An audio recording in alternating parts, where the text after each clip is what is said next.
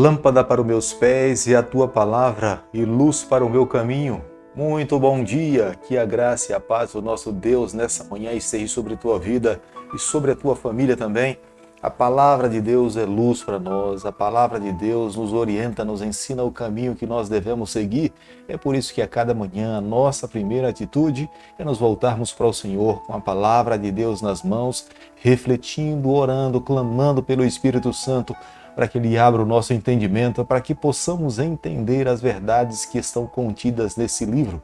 É o nosso único alimento espiritual que pode fortalecer a nossa fé a cada dia, a vencermos, a mantermos a nossa fé e a nossa esperança no retorno do nosso Salvador Jesus Cristo. Quero deixar com você nesse momento uma parte da palavra do Senhor que se encontra no livro de Salmo, capítulo 118, o verso 6, que a Bíblia diz o seguinte: O Senhor está comigo, não temerei. Que me poderá fazer o homem? Salmo 118, verso 6. Quando nós temos a presença de Deus ao nosso lado, nós marchamos com fé, porque sabemos que Deus está ao nosso lado.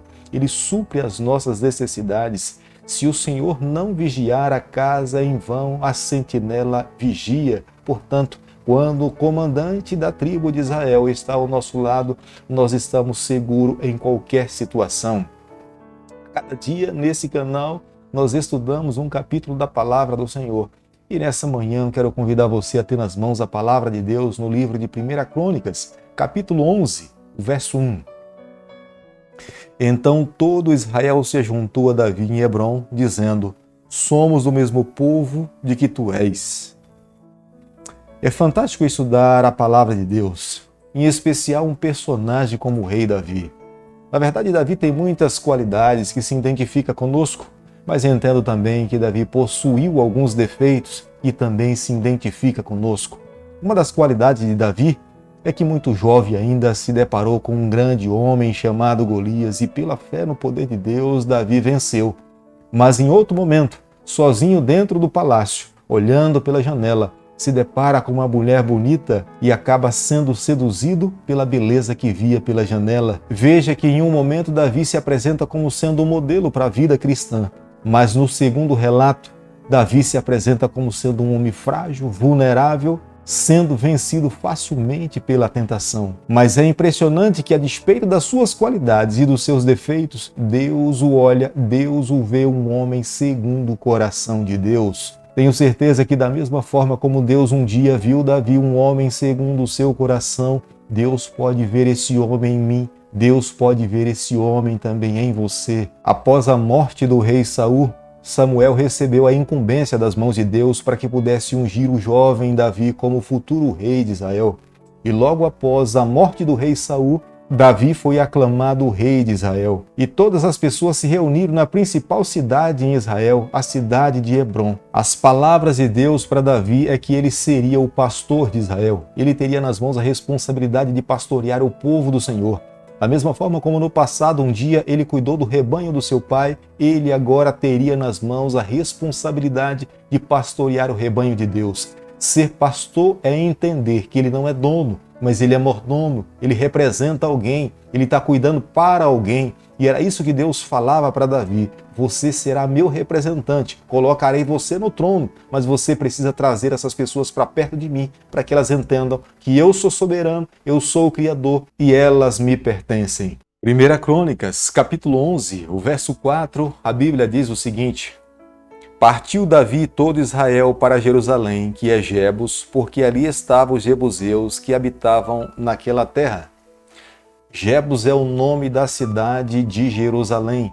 No passado, essa cidade também era conhecida como a cidade de Salém. A razão pela qual Davi escolhe morar na cidade de Jerusalém é estratégica. Ela estava no centro de duas tribos, a tribo de Judá e a tribo de Benjamim. A localização de Jerusalém era em cima de um monte, isso dificultava os ataques dos adversários. Davi amou essa cidade. Da mesma forma, o Senhor também se agradou da atitude de Davi, ao ponto que Deus colocou o nome da cidade de Jerusalém como sendo também o nome da sua cidade. Sião é um dos nomes dos montes dos quais a cidade de Jerusalém estava localizada. A posição desse monte tornava praticamente impossível o ataque dos adversários. A própria Sião estava localizada a sudoeste do que é agora Jerusalém e estava ligada à história de Davi, como a profecia bíblica a respeito do reinado de Davi. A sua localização entre as duas tribos de Judá e de Benjamim facilitava e protegia o reino de Davi e o seu trono naquele lugar. Jerusalém era conhecida como sendo a cidade de Davi,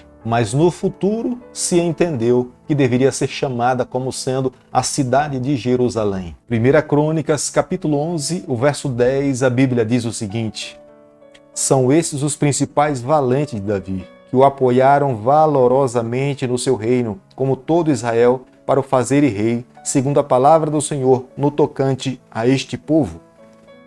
É impossível governar sem que Davi pudesse ter apoio das pessoas. Primeiramente, ele recebeu a bênção de Deus, mas era necessário ter pessoas ao seu lado, os homens valentes, guerreiros, para que pudesse estabelecer e estabilizar a sua coroa. A liderança de Davi não afastava as pessoas, mas ele fazia o contrário, ele conseguia atrair as pessoas para si. Homens se doavam, se fosse necessário dar a sua própria vida para salvar e defender Davi, ele os fazia. Isto era liderar segundo a vontade do Senhor.